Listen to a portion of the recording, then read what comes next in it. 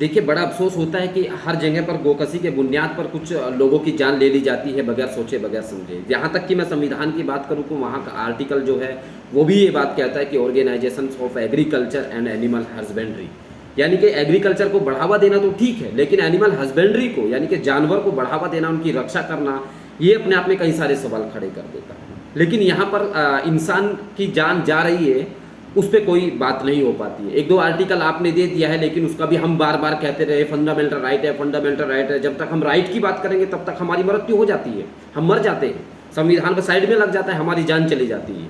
यानी कि ये सब एक मुझे नहीं लगता कि हम सही डायरेक्शन में हमारा देश जा रहा है या संविधान का सही से पालन हो रहा है। क्योंकि मैं यहाँ अब मुस्लिम से पहले हिंदू की बात करूँगा। हरियाणा के में अभी जो है एक आर्यन लड़के की जो है हत्या कर दी गई, इस बुनियाद पर कि ये गो मांस लेकर जा रहा था। गोरक्षक, यानी कि एक वहाँ पे संगठन है LFN, जिसका जो फुल फॉर्म है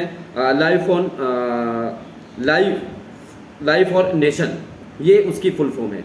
अब इस संगठन को जो है सरकार भी करोड़ों रुपए हर साल देती है। इसके अलावा RSS हो गया, बजरंग दल होगा, उनको भी सरकार कई कई करोड़ रुपए देती है। और ये इनका काम सिर्फ गोरक्षक, गायों की देखभाल करना, गोरक्षा के लिए ये संगठन बनाए गए हैं। लेकिन इंसान को इस बुनियाद पर इंसान की जान ले लेना कि ये गोमांस लेके जा रहा था या ये गोकशी कर रहा था, इस बुनियाद पर जान ले लेना, ये कहाँ का कानून है? और अगर ये संगठन बनाए हैं तो क्या इन संगठन के लिए कोई स्पेशल ऐसा कानून नहीं है कि जहाँ पर ये कोई गलत काम करेगा उनको सजा दी जाएगी? अगर ये रजिस्टर्ड संगठन हुआ है, ये रजिस्टर्ड है, तो रजिस्टर्ड होने से पहले कई सारे सवाल खड़े कर देने चाहिए थे सरकार ने। लेकिन नहीं, ऐसा नहीं हो पाया है, क्योंकि यहाँ पर धार्मिक जो राजनीति होती है ये उसी के लिए बनाया गया है कि कहीं मुस्लिम फंसेगा तो उसको मार देंगे। लेकिन आर्यन की हत्या जो है वो बड़ी अफसोसनाक घटना है। और वो बिल्कुल नौजवान जो अभी 12th क्लास में पढ़ रहा था, उसके पापा का कहना है कि जब इसकी जांच बैठी और पता चला कि गोरक्षकों ने ये मारा है, तो जो ही एक्यूज्ड है, जिसमें मुलजिम है, वो हमारे पास आते हैं और ये कहते हैं कि हमसे गलती हो गई। आज आपने आर्यन को मारा है, कल आपने हिमाचल में जो है वसीम को मारा था, कल ही आपने जो है हरियाणा में एक पश्चिम बंगाल के लड़के को इसी बुनियाद पर मारा था। क्या इस सिर्फ अगर इन्होंने गोकशी कर लिया है, पहली बात तो आपको मारने का अधिकार नहीं, लेकिन अगर कर लिया तो क्या गोकशी के बुनियाद पर आप इंसान की जान ले लेंगे? ये जीवन एक बार मिला है, बार बार नहीं मिलता है। और आपने मारने का अधिकार किसने दिया है? ये भी सवाल खड़े हो जाते हैं। इसके अलावा कई सारे सवाल खड़े हो जाते हैं। लेकिन मैं यहाँ ये बात कहना चाहूँगा कि सरकार को और सुप्रीम कोर्ट को भी ध्यान देना चाहिए कि इस तरह के जो नए नए संगठन बन रहे हैं और सरकार उनको बहुत मोटा पैसा दे रही है, उस पर रोक लगानी चाहिए। क्योंकि जो LFN नाम का जो संगठन है, लाइफ और नेशन का जो है, इसका जो बजट हरियाणा सरकार ने दिया था 2022 और 23 का 4.5 करोड़ रुपए।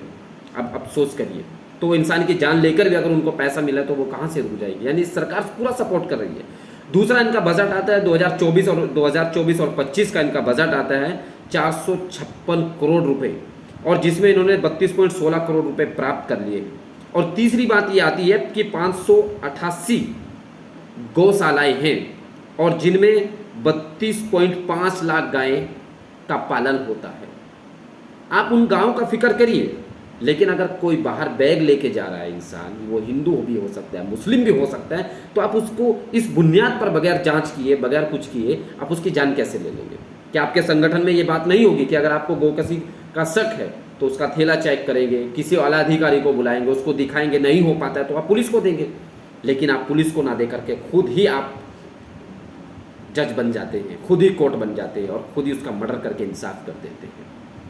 आर्यन के अलावा भी बहुत सारे लोगों की आप जैसे लोगों ने जान ले ली है और सुप्रीम कोर्ट को इस पर सख्त डिसीजन लेना चाहिए और सरकार को भी सोचना चाहिए। और अगर ऐसा नहीं होगा, कल वसीम की हत्या हुई थी, आज आप ही का संगठन है, आप ही के व्यक्ति की हत्या हो गई है और कल आप ही के लोग बाहर निकलते गुजरेंगे। और इस हालत में यदि ये देश चलेगा तो आप समझ सकते हैं कि किस डायरेक्शन में जाएगा। मैं फिर कहता हूँ ऐसे संगठन से कि आप गाय के और गोरक्षक के नाम पर जो है लोगों की जान मत लीजिए। सरकार से मैं ये बात कहता हूं कि इस तरह के संगठन जो है वो आतंकवादियों से ज़्यादा खतरनाक संगठन है, उन पर बैन लगाना चाहिए। सुप्रीम कोर्ट से मैं ये बात कहता हूं कि सुप्रीम कोर्ट ने इन ऐसे संगठनों पर सख्त रोक लगानी चाहिए और इन पर जुर्माना भी लगाना चाहिए और फांसी की सज़ा देनी चाहिए, क्योंकि कल वसीम था, आज आर्यन है, कल कोई और होगा, परसों कोई और होगा, और ये कोई नई घटना नहीं है, सदियों से घटना चली आ रही है। लेकिन हमारे संविधान में भी इस पर आर्टिकल 48 में जो है साफ साफ बात लिख दी गई है, ऑर्गेनाइजेशन एनिमल हस्बेंड्री, जहाँ पशुओं का तो फिक्र है लेकिन इंसान का कोई फिक्र नहीं है। Thank you.